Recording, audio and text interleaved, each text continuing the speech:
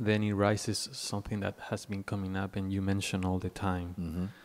And even though you mention it and you say that it's not true, even though it still rises in me, Okay. which is a sense of not being able to get it, Mm-hmm. and a sense of Yeah. not deserving. Yeah. No, that is a thought now. You must recognize that is a thought or a thought feeling. And the mind will throw a lot of banana skins in your way if you decide to go on a way. But I'm not pointing about a way that you should go now. You are here. You see? It says, well, you know, it will put some subtle thing in. You're not to follow that. It's just a thought. I'm not sure if I got it. I is who? You see? So I is still burping up some trouble, you see. So now this I itself is phenomenal. You are more subtle than this phenomenal I. It feels like a pretending that I keep on holding on to. Yes. Now let's look at that, and please listen and insert yourself in his position in your own dialogue. Now you say, it feels like what? Say this one. A pretending, Yeah. in which to which I keep holding on to. Yeah, that is also watched.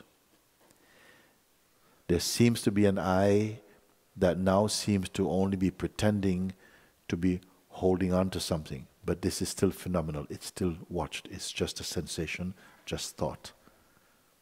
You see, this is what, if your I is itself a thought construct, then it will attract other thoughts, and you're never quite sure, you know, or even more and more subtle thought, because only a thought can be intimidated by a thought.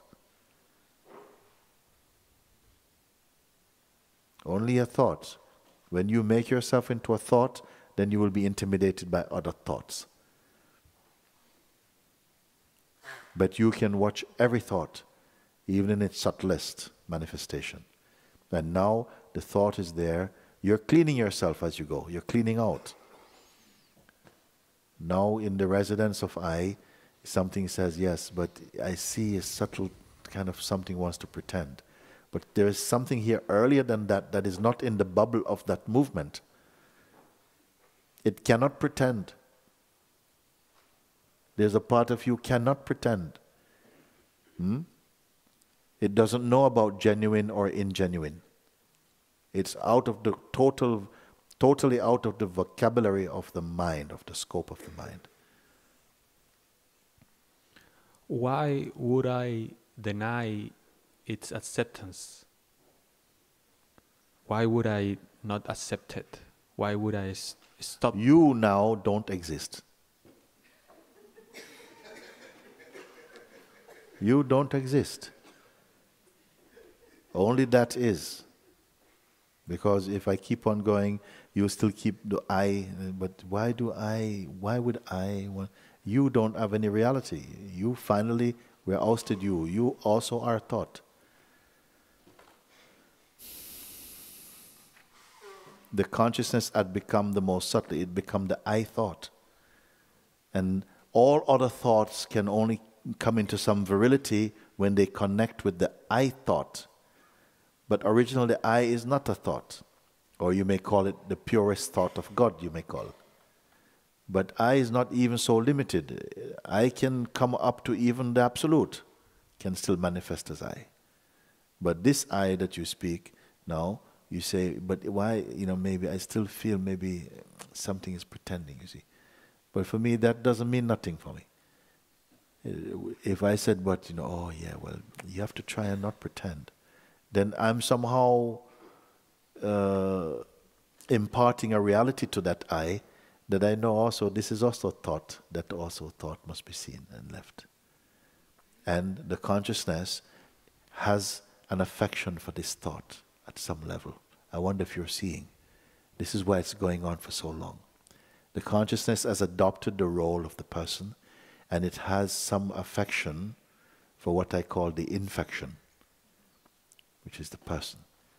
It's like in the uniform of the I, me. And it wants to keep even a little bit little bit.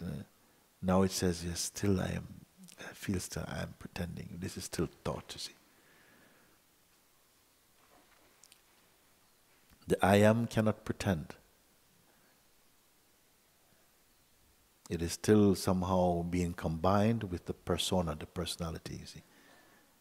And this is why it's still, some gluk, some gluk is still there.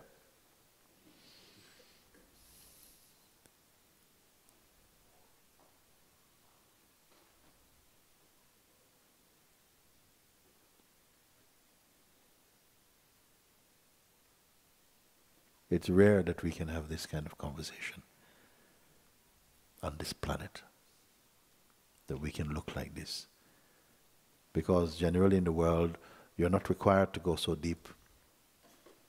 Nothing requires it of you. You don't need this to get married. You don't need this to find a job.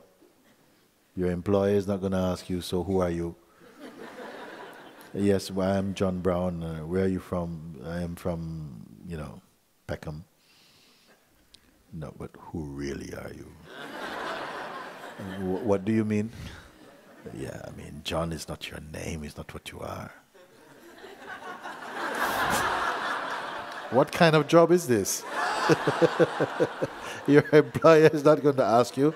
Nobody's going to ask you.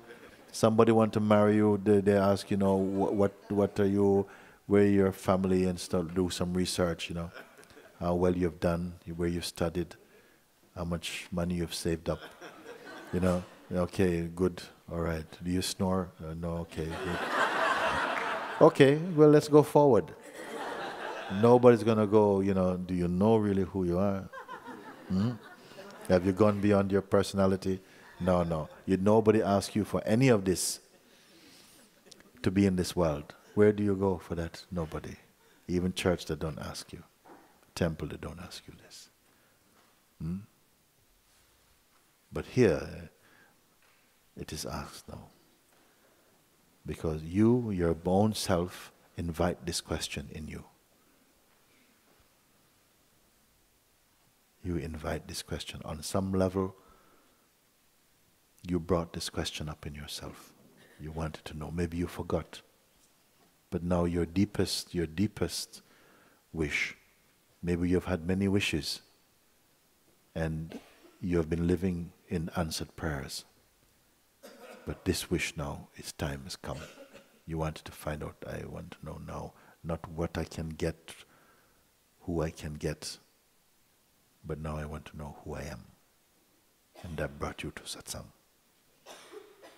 You see? Now there's no after satsang. When you're directed here, you won't be redirected somewhere else now. Now you must solve it. This riddle of your own self.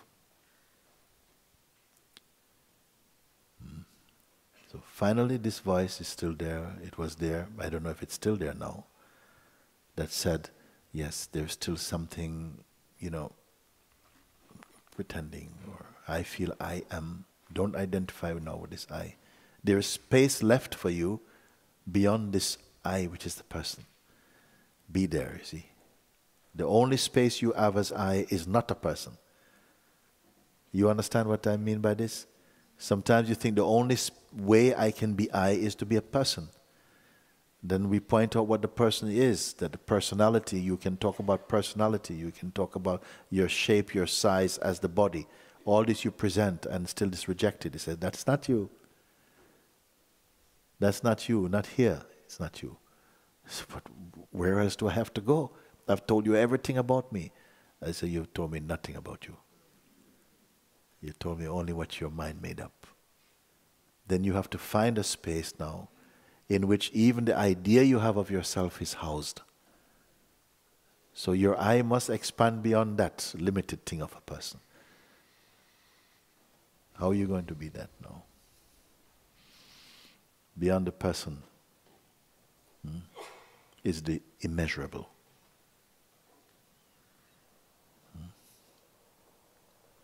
For a while you made your house, you made your room a very small room, a definable room. And you felt cozy. You decorated that room very well. But your spirit now has outgrown this room. So I can't live in this room now. This is why we keep moving from address to address. Because you get tired of this address, then you move to another address, isn't it?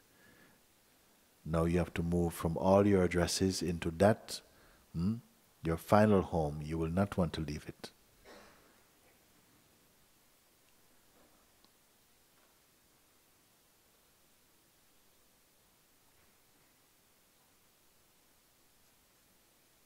I am right here with you. Now what?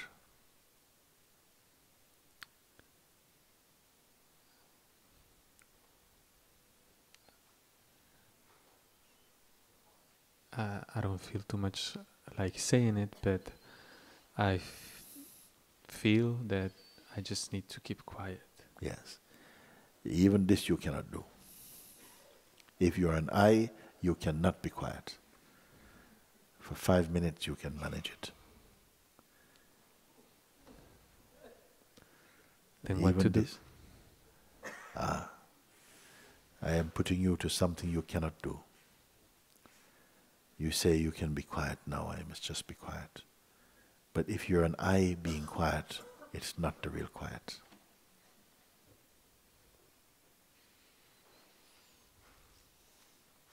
Find that which is effortless, not being quiet.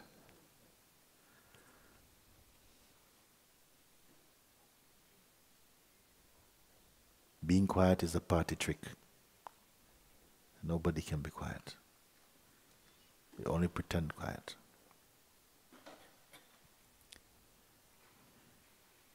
Come on.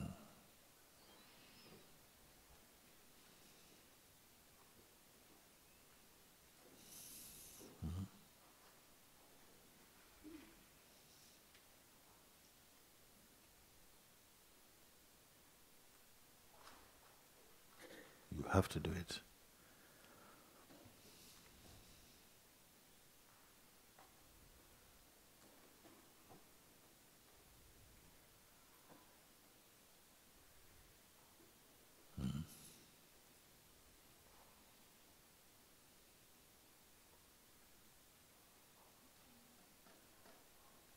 Now you're unable to admit something is inside your head, a kind of madness. You can't admit the obvious.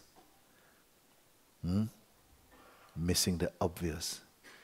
You can't admit because what? Fear?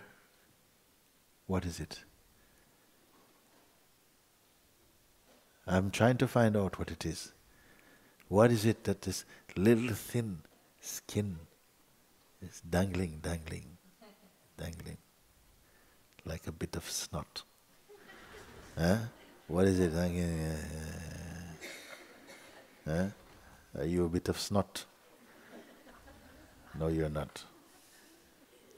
Huh? Something is a little bit of disbelief. It's nothing at all. It's already, the job is done.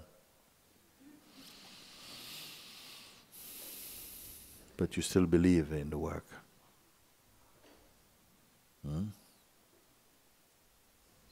It said at the end of the war, where the Americans were fighting with the Japanese, a group of Japanese soldiers were living on an island, and they had completely entrenched themselves in. Yeah. Then the war came to an end. The generals met and they signed agreement, they shook hands, and the country celebrated. Peace at last. But these soldiers in the bush don't know nothing about it.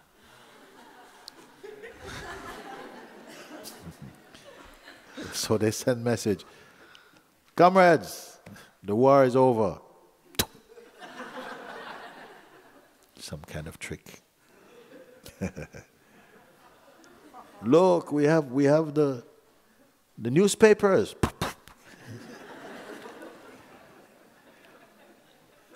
The war is over. But your mind, and you believe in it, you see. How did this war over? How did it come to be over? You decide. You are the general. Is it mere agreement? This one? Is it merely agreement? No. Has to be a seeing. This one thing. The most beautiful thing a human being can do.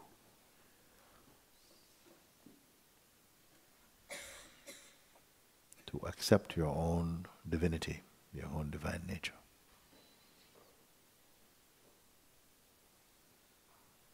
Maybe we become too good living in the bush.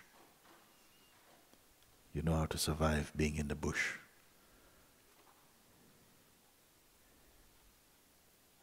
Eating wild potatoes.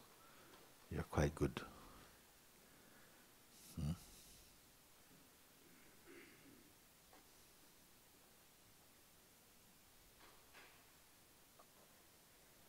So after that, no more.